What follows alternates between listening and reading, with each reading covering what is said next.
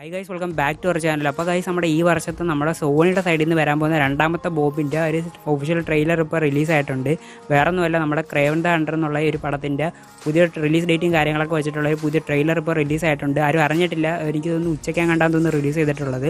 അപ്പോൾ ഞാൻ നോക്കിയപ്പം ഇതൊരു ട്രെയിലർ നമ്മളെ മാക്സിമം ഇമ്പ്രസ് ചെയ്യാൻ നോക്കിയിട്ടുണ്ട്. പക്ഷേ ഈ ഒരു ട്രെയിലറിൽ കൂടെ നമുക്ക് കാണുന്നതൊന്നുമല്ല പടത്തിൽ കാണാൻ പോകുന്നത് നമുക്ക് എന്തായാലും അറിയാം.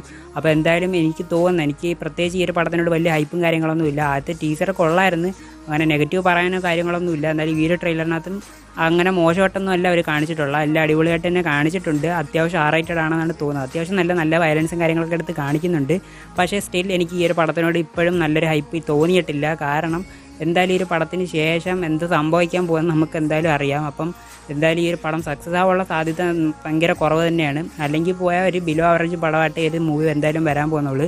കാരണം നമ്മുടെ ഈ ക്രേവൺ ആരാന്ന് നമുക്ക് എല്ലാവർക്കും അറിയാം. മാർവൽ ഫാൻസ് എന്തായാലും തീർച്ചയായിട്ടും അറിയാം. അതായത് നമ്മുടെ സ്പൈഡർമാൻ്റെ ഒരു വലിയൊരു വില്ലനായിട്ടുള്ളൊരു ക്യാരക്ടർ തന്നെയാണ് നമ്മുടെ ക്രേവൺ ദ ഹണ്ടർ. അപ്പം ആ ഒരു ക്യാരക്ടറിന് സ്പൈഡർമാനോട് യാതൊരു ബന്ധമില്ലാത്ത രീതിയിൽ സ്ഥിരം ക്ലീഷ ടൈപ്പ് ആ ഒരു സാധനം തന്നെയായിരിക്കും മിക്കവാറും പേര് ഇറക്കാൻ പോകുന്നത്. അതായത് ഒരു വില്ലനെ വെച്ചിട്ട് ഒരു മൂവി ഇറക്കാൻ പോവുകയാണ്. അത് തന്നെയാണ് നമ്മൾ ഇപ്പം തുടർച്ചയായിട്ട് കണ്ടുകൊണ്ടിരിക്കുന്നത് സോണിയുടെ സൈഡിൽ നിന്ന്. അപ്പോൾ അതേപോലെ നമ്മുടെ ഈ ഒരു പടത്തിനകത്ത് ക്രേവണ് വില്ലനായിട്ട് വരാൻ പോകുന്ന റൈനോ എന്നുള്ളൊരു ക്യാരക്ടറാണ്. അപ്പം ആ ഒരു ക്യാരക്ടറിൻ്റെ ഒരു ഫസ്റ്റ് ലുക്ക് അതിനകത്ത് കിട്ടിയിട്ടുണ്ട്.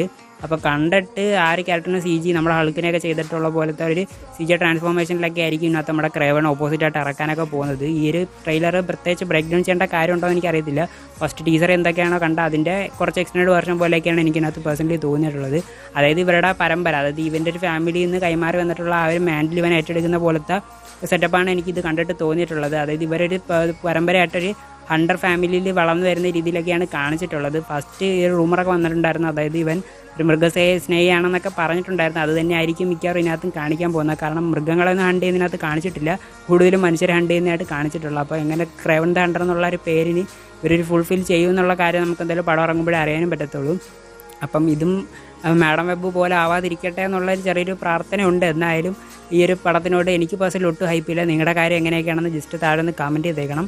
അപ്പം എന്തായാലും സ്പൈഡർമാൻ്റെ റെഫറൻസ് ഒന്നും കാണിച്ച ആൾക്കാരെ ഇപ്പോഴേ ഹൈപ്പൊന്നും കയറ്റി നിരാശപ്പെടുത്തുന്നില്ല എന്നാണ് തോന്നുന്നത്. കാരണം മാഡം വെബിൻ്റെ കാര്യത്തിലായാലും അതേപോലെ തന്നെ നമ്മുടെ ലെറ്റ് ദെർ ബി കാർണേജ്, മോർബീസ് ഇങ്ങനെയുള്ള പടത്തിൻ്റെയൊക്കെ ട്രെയിലറും ടീസറിനകത്തൊക്കെ സ്പൈഡർമാൻ വരുന്നുണ്ടെന്നുള്ള രീതിയിലുള്ള കുറേ ടീസും കാര്യങ്ങളൊക്കെ തന്ന് നമ്മളെ പറ്റിച്ചുവിട്ടിട്ടുണ്ടായിരുന്നു. അപ്പം ആ ഒരു കാര്യം ഇതിനകത്ത് ചെയ്തിട്ടില്ല. അതുകൊണ്ട് ഈ ഒരു പടം ഒരു വിധത്തിൽ പറ്റുപിടിക്കുമെന്നാണ് തോന്നുന്നത്. എന്തായാലും നമുക്ക് കണ്ടു തന്നെ അറിയാം.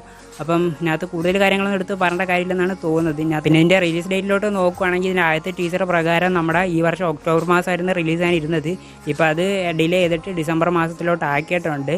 അപ്പോൾ ഇത് അടുത്ത വർഷത്തേക്കാണ് ഡിലേ ചെയ്തിരുന്നെങ്കിൽ ഈ വർഷം സോണിലെ ഒരു ബോംബ് മാത്രം നമുക്ക് കാണാനുള്ള ഒരു അവസരം കിട്ടത്തുള്ളായിരുന്നു. ഇപ്പം 2 ബോംബ് കിട്ടാനുള്ള സാധ്യതയാണ് എനിക്കിപ്പോൾ പേഴ്സണലി തോന്നുന്നത്.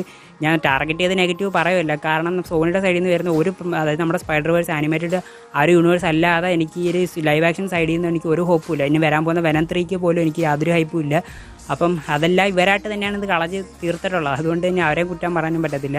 അതുകൊണ്ട് എന്തായാലും ഈ ഒരു പടത്തിനും എൻ്റെ ഈ ഒരു അഭിപ്രായമൊക്കെ തന്നെയാണ്. അപ്പോൾ നിങ്ങളുടെ ഒരു അഭിപ്രായം ജസ്റ്റ് താഴെ കമൻറ്റ് ചെയ്യുക. അപ്പോൾ നമ്മുടെ ചാനൽ നിങ്ങൾ ഇതുവരെ സബ്സ്ക്രൈബ് ചെയ്തില്ലെങ്കിൽ അതുകൂടെ ഒന്ന് ചെയ്ത് താഴെ കാണുന്ന ബെല്ലൈക്കണും കൂടെ ഒന്ന് ഓൾ എനേബിൾ ചെയ്തിട്ടിരുന്ന ഞാനിപ്പോൾ ഇതിലുള്ള പുതിയ വീഡിയോസ് ഇട്ടാലും നിങ്ങൾക്ക് നോട്ടിഫിക്കേഷൻ വരുന്നതായിരിക്കും. അപ്പോൾ ഒരു പുതിയ വീഡിയോ കാണുന്നിടം വരെ എല്ലാവർക്കും ബൈ ഗൈസ്.